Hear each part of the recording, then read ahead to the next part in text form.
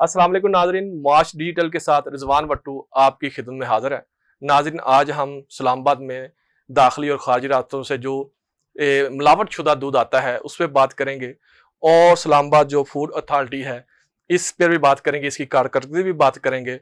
इसी पे आज हमारे साथ जो मेहमान मौजूद हैं आंबर चौधरी साहब, इनसे बात करते हैं कि इस्लामाबाद में जो मिलावट शुदा दूध आता है उस पर इस्लामाबाद फूड अथॉरिटी क्या काम कर रही है। अस्सलाम वालेकुम। वालेकुम सलाम जी। अच्छा आंबर चौधरी साहब, ये तो कहा जाता है कि इस्लामाबाद जो है फूड अथॉरिटी वो दूध की जो मिलावट की जाती है जो लोग करते हैं और कुछ बाहर से भी काफ़ी दूध आता है मकदार में, तो वो भी इस तरह मिलावट शुदा होता है, उसको एक घर में दूध तैयार किया जाता है जो आम इंसान की ज़िंदगी को मुतासर करता है।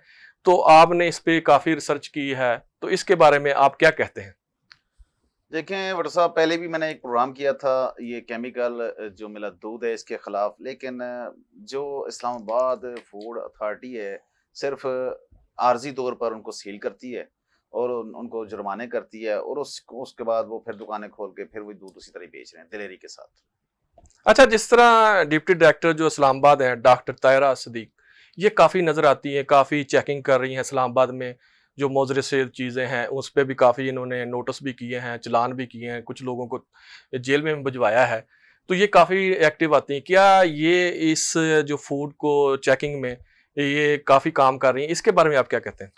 देखें डिप्टी डायरेक्टर साहबा माशाल्लाह बहुत अच्छा काम कर रही हैं, लेकिन इसमें थोड़ी सी मैं ये समझता हूँ कि या तो इस महकमे की नाअहली है या फिर कानून उनको जितने भी ऐसे केमिकल वाले दूध वाले हैं जो कोई भी खाने पीने की चीज़ ख़राब बनाते हैं और बेच रहे हैं, ठीक है, और जो लोगों की सेहत ख़राब कर रहा है, उसमें इन लोगों को या तो कानून में थोड़ी सी तरमीम करनी चाहिए, क्योंकि 3 नोटिस ये उन लोगों को भेजते हैं 3 दफ़ा।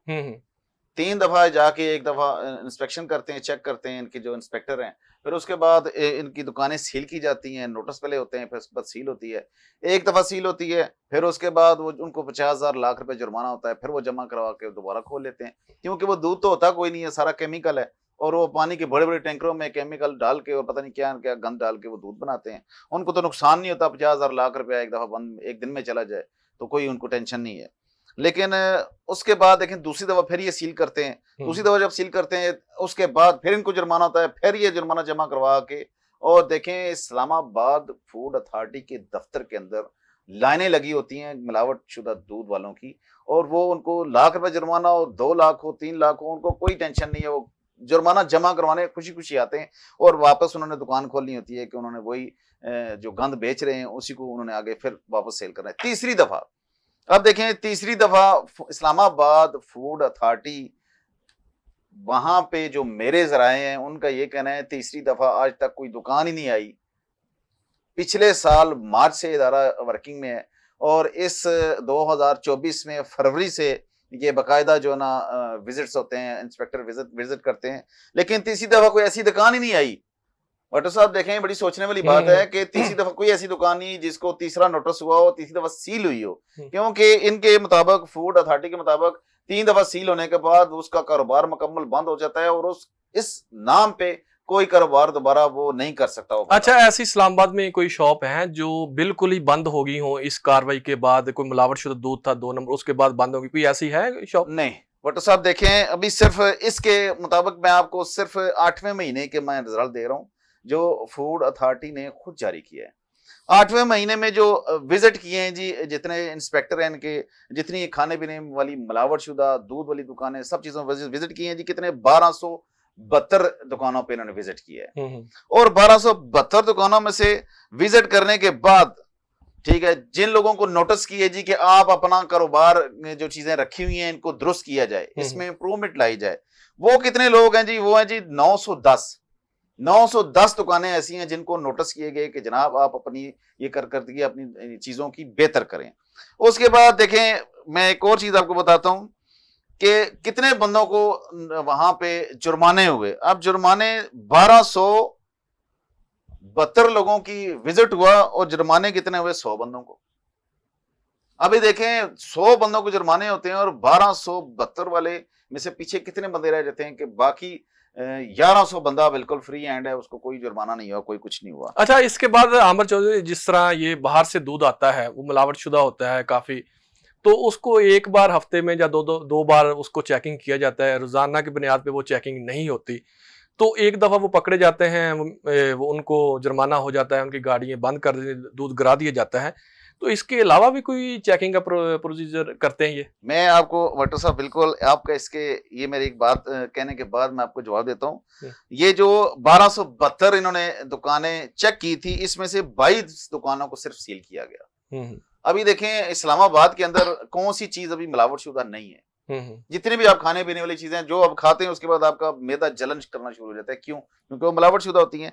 और इसमें 12.5 पौने 1300 दुकानों को विजिट किया गया और एफआईआर सिर्फ एक दुकानदार पे हुई 1 महीने में। तो वो दूसरा म्यार पे पूरा उतरती होंगी ना, एक पे हुई तो दूसरी तो म्यार पे पूरा उतर रही है। कैसे म्यार पे पूरा उतरती होंगी? कैसे म्यार पे पूरा उतरती होंगी? 100 बंदों को उन्होंने जुर्माने किए और 22 दुकानें उन्होंने सिर्फ सील की हैं।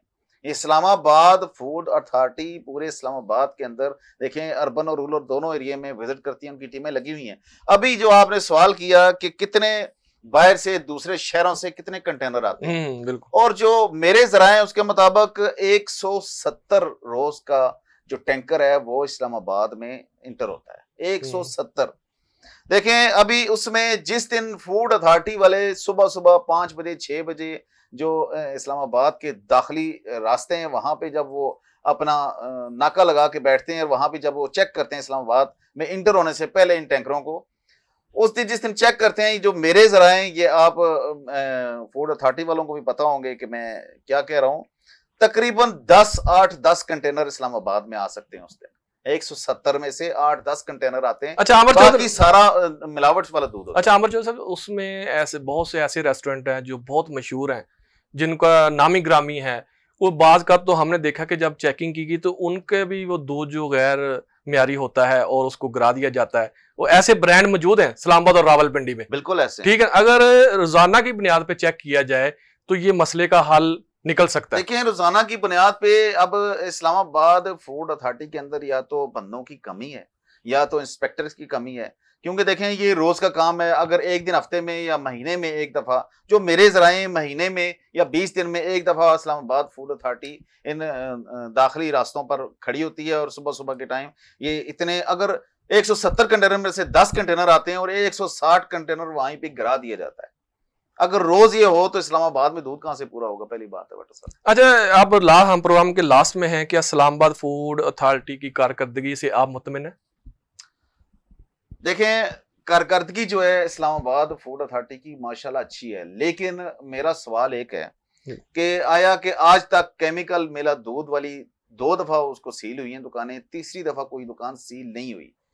किसी का उनका ये कहना है जी इस्लामाबाद फूड अथॉरिटी का कि हम किसी का कारोबार बंद नहीं करना चाहते उनको, हालांकि उनकी सोच बहुत अच्छी है इस्लामाबाद फूड अथॉरिटी की, लेकिन अभी रोज की रूटीन में वही दूध आ रहा है, रोज की रूटीन में वही केमिकल वाला दूध लोग पी रहे हैं। लेकिन अगर जब एक दफा प्रॉपर सील की जाए एक दुकान तो ऑलरेडी वो दोबारा नहीं खुल सकती, उस नाम से दुकान नहीं खुल सकती।